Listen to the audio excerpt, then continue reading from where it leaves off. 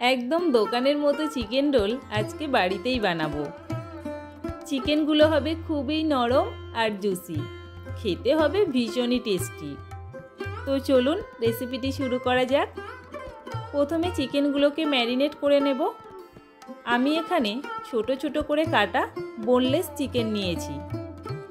চিকেনের মধ্যে হলুদ গুঁড়ো, লঙ্কা গুঁড়ো, ধনে গুঁড়ো, গরম মশলা গুঁড়ো, আদা রসুন বাটা, ফেটানো টক দই আর পরিমাণ মতো লবণ দিয়ে খুব ভালো করে ম্যারিনেট করে ঢাকা দিয়ে 1 ঘন্টা মতো রেখে দেব।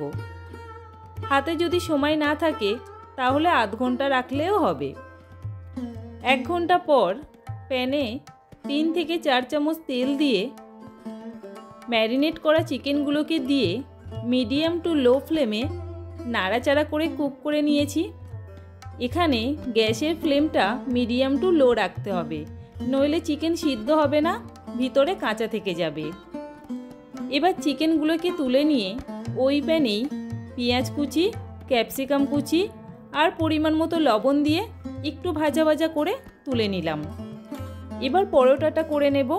তার জন্য আগে থেকেই ময়দার মধ্যে লবণ, তেল আর অল্প চিনি দিয়ে খুব ভালো করে ময়াম দিয়ে জল দিয়ে মেখে 15 মিনিট ঢাকা দিয়ে রেখে দিয়েছিলাম।